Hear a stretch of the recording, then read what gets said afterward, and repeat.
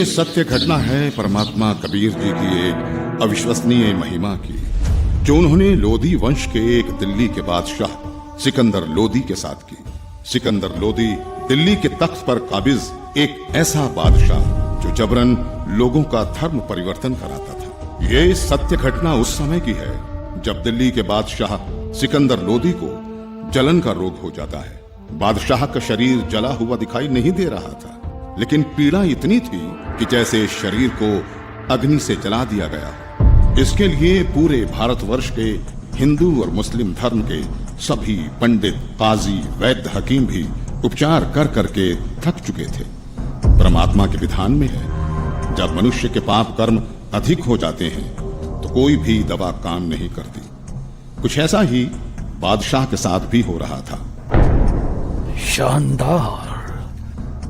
अल्लाह के फजल से ये दवा जरूर हमारे जलन के रोग को ठीक कर देगी, इंशाअल्लाह। राजा सिकंदर लोधी ने सभी प्रकार की औषधि सेवन की, बड़े बड़े वैद्य बुला लिए गए, लेकिन बादशाह पर कोई भी औषधि काम नहीं कर रही थी। यहां तक कि सिकंदर लोधी ने उन्हें ठीक करने के बदले मुंह बोला इनाम भी रख दिया था, लेकिन सर्व उपाय निष्फल ही रहे।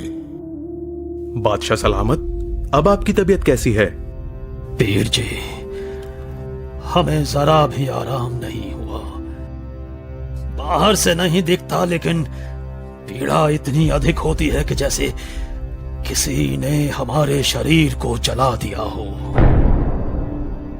बादशाह सलामत, हम सभी ने आपको वो हर दवा दी है जो ऐसे रोग में दी जा सकती है। बादशाह सलामत, लगता है ये कोई लाइलाज बीमारी है जिसका ठीक होना नामुमकिन है। गुस्ताखी माफ बादशाह, अगर आपकी इजाजत हो तो हम आपसे कुछ कहना चाहते हैं, क्योंकि हम सबको ये पता है कि आपको ये लाइलाज रोग अल्लाह की मर्जी से हुआ है, तो इसका इलाज भी हम वैद्य नहीं बल्कि कोई पहुंचा हुआ संत फकीर ही कर सकता है। और हम ऐसे ही एक सिद्ध महापुरुष को जानते हैं। कौन है वो? काशी में कबीर नाम के एक महापुरुष हैं। हमने सुना है कि उन्होंने बहुत सारे लोगों के कष्ट दूर किए हैं। उनमें मुर्दे तक को जीवित करने की शक्ति है। बादशाह सलामत, अगर वो रहम कर दें तो ये रोग एक लम्हे में खत्म हो सकता है। मौलवी साहब, आप कैसी बातें कर रहे हैं? इतने बड़े बड़े हकीम और वैद्य जो रोग ठीक नहीं कर सके, वो भला ये कबीर कैसे ठीक कर सकता है? हमें तो लगता है कि अब हमें इस रोग के साथ ही आखिरी दम तक जीना पड़ेगा। अब तो जीने की चाह भी खत्म होती जा रही है। गुस्ताखी माफ करें जहांपना, लेकिन कबीर जी कोई साधारण पीर नहीं है। वो चाहें तो कुछ भी कर सकते हैं। ठीक है, हमारे काशी चलने का बंदोबस्त किया जाए।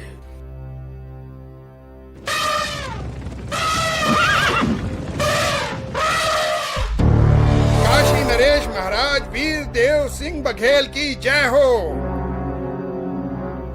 कहो दूत, क्या संदेश लाए हो?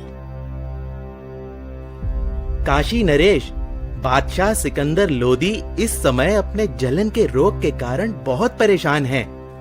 उन्हें बताया गया है कि यहाँ कबीर नाम के एक महापुरुष हैं जो बादशाह के जलन के रोग को ठीक कर सकते हैं। इसीलिए बादशाह जल्दी ही काशी पधारने वाले हैं।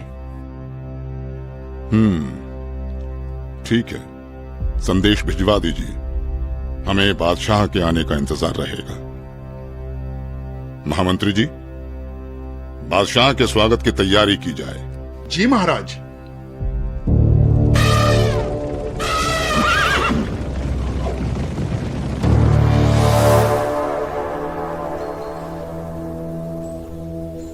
बादशाह सलामत, कृपया भोजन ग्रहण करें। वीरदेव, मैं तुम्हारी खातिरदारी से बहुत प्रसन्न हूं, लेकिन मैं कुछ भी खा नहीं सकता। मैं अपने जलन के रोग से बहुत ज्यादा परेशान हूं। इस समय पूरे जहां में हमसे ज्यादा दुखी कोई नहीं। मुझे मालूम हुआ है कि यहाँ काशी में कबीर नाम के कोई संत हैं। आप उनके बारे में जरूर जानते होंगे, इसलिए मेरी ख्वाहिश है कि आप हमें कबीर जी से मिलवाओ। सुना है इस पृथ्वी पर केवल वही एक हैं जो मेरे इस रोग को ठीक कर सकते हैं, वरना अब केवल आत्महत्या करना ही बाकी रह गया है। बादशाह सलामत, अब आप बिल्कुल ठीक जगह आ गए हैं। निश्चय ही अब आपका जलन का रोग ठीक हो जाएगा। ऐसी क्या खास बात है उन कबीर में, वीरदेव?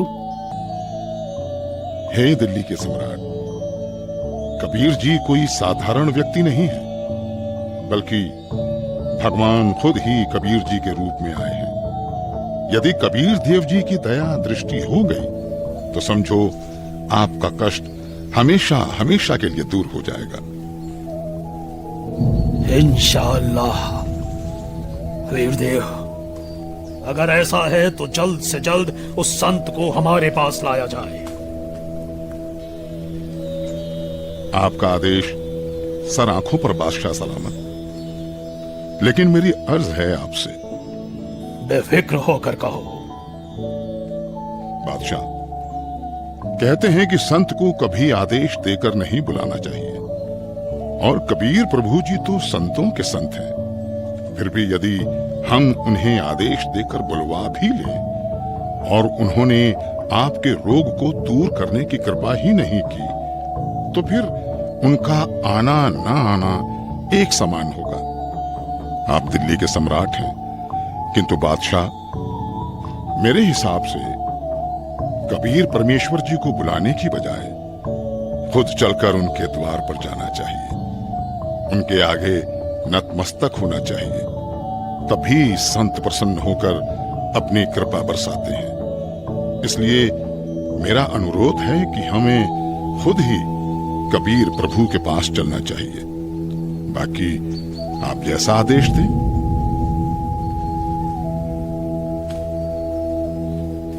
ठीक है, मुझे अभी कबीर जी के घर ले चलो। मैं अभी के अभी कबीर जी से मिलना चाहूंगा। बादशाह सलामत, कबीर प्रभु जी रोज शाम को अपने गुरु रामानंद जी के पास जाते हैं, जहां वो सभी भक्तों के साथ मिलकर आरती किया करते हैं। अभी हमें श्री रामानंद जी के आश्रम ही चलना होगा।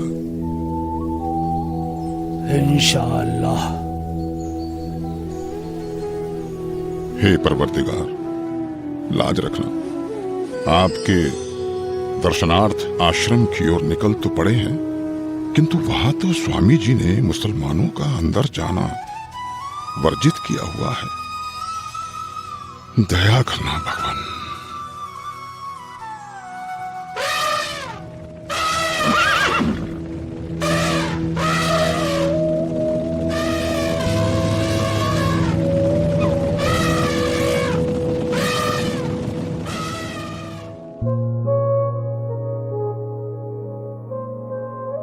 हे भक्त, क्या कबीर जी आ चुके हैं? अभी नहीं आए हैं राजन, आने ही वाले हैं। इस समय वो अवश्य आते हैं। कोई बात नहीं वीरदेव, चलो अंदर आश्रम में बैठकर कुछ देर इंतजार कर लेते हैं। जी बादशाह सलामत। भगत जी, एक बार आप स्वामी रामानंद जी से आज्ञा लेकर आइए कि दिल्ली के बादशाह सिकंदर लोदी आए हैं, आपके दर्शन करना चाहते हैं और कबीर जी से मिलना चाहते हैं। कबीर जी आए तब तक यहां आश्रम में कुछ देर आपके पास बैठना चाहते हैं।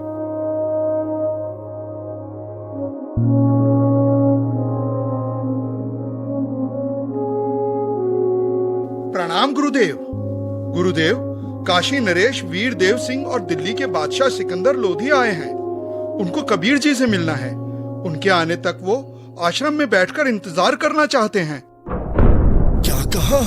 सिकंदर लोधी? जी गुरुदेव। उन मांस खाने वाले पापी मुस्लिम मलिच्छों के लिए यहाँ आश्रम में कोई जगह नहीं। कह दो उसे कि बाहर ही इंतजार करे।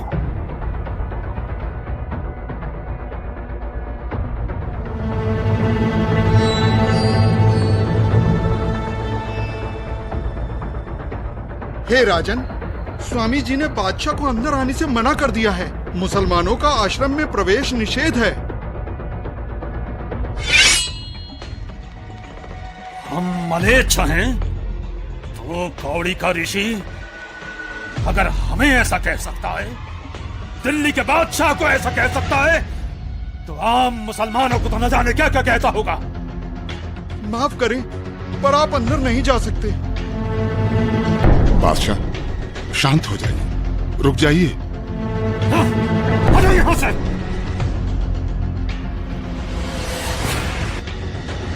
रामानंद हमें काफिर और मलेच्छ कहता है। अभी बताते हैं तुझे कि हम कौन हैं।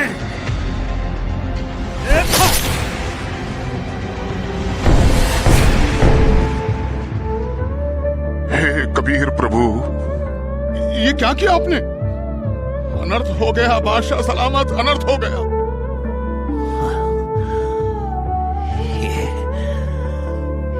ये मैंने क्या कर दिया?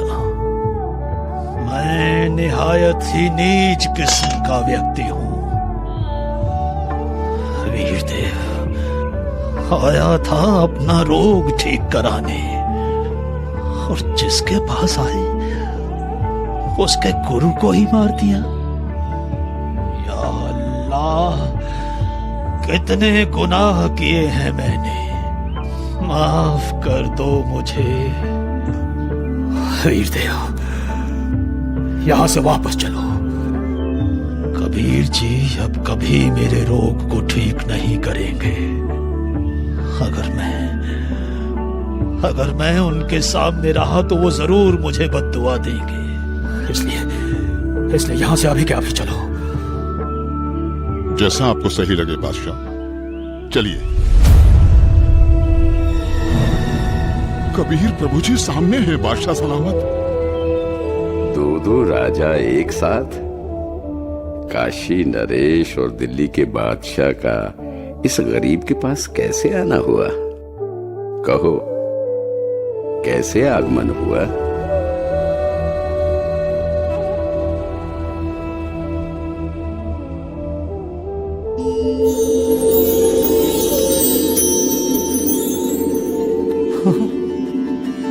मेरी जलन, मेरी जलन तो ठीक हो गई।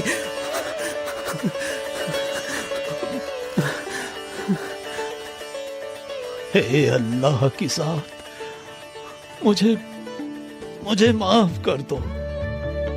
मैं बहुत नीच आत्मा हूं, मैं बहुत पापी हूं। क्या बात है राजन? हे परवरदिगार, जिस उद्देश्य से मैं आया था वो तो आपके आशीर्वाद मात्र से ठीक हो गया। मेरे शरीर में जलन का असाध्य रोग था, जिसका कोई उपचार नहीं हो रहा था। उस भयंकर पीड़ा को आपने पल भर में दूर कर दिया परवरदिगार। लेकिन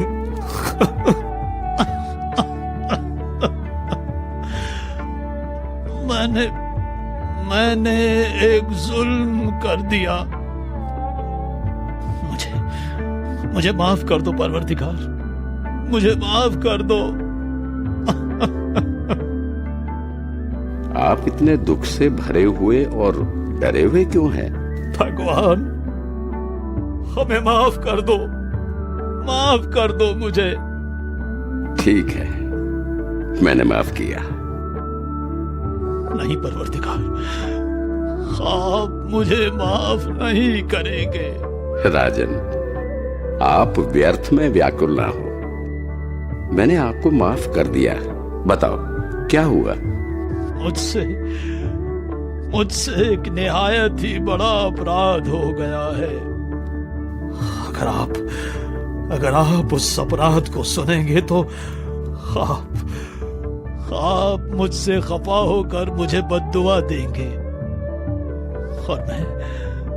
और मैं फिर से वैसा ही हो जाऊंगा जैसा यहाँ आया था।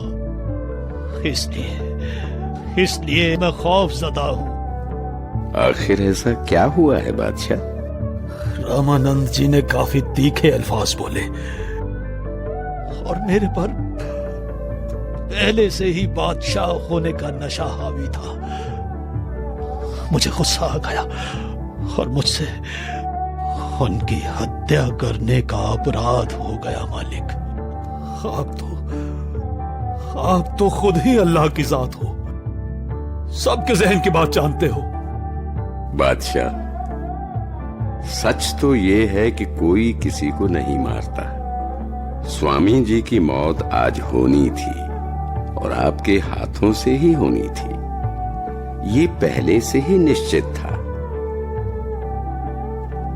कोई बात नहीं, मन को दुखी मत करो। जो होना निश्चित था हो गया, लेकिन अब ऐसे मत जाना। स्वामी रामानंद जी का अंतिम संस्कार करवाकर ही वापस जाना, नहीं तो प्रजा आपको बहुत बुरा भला कहेगी।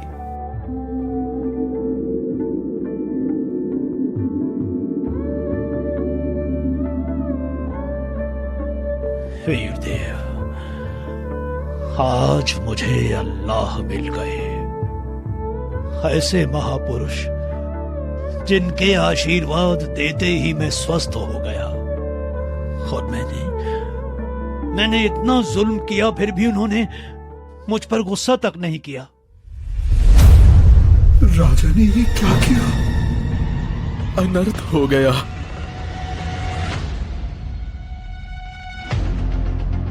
कबीर जी आ गए। कबीर जी आ गए। कबीर जी आ गए। कबीर जी आ गए।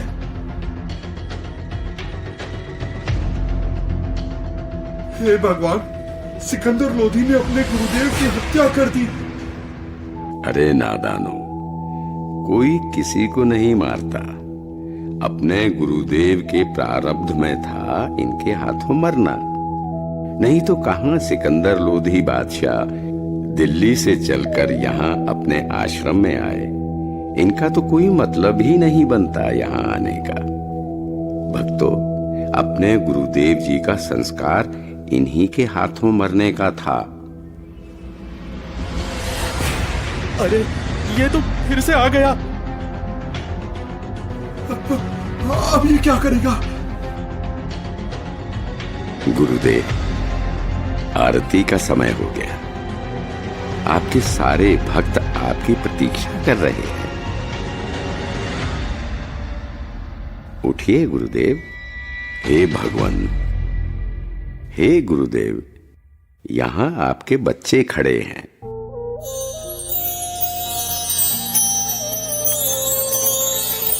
भगवान, बंदी छोड़ कबीर साहेब की जय हो। बंदी छोड़ कबीर साहेब की जय हो।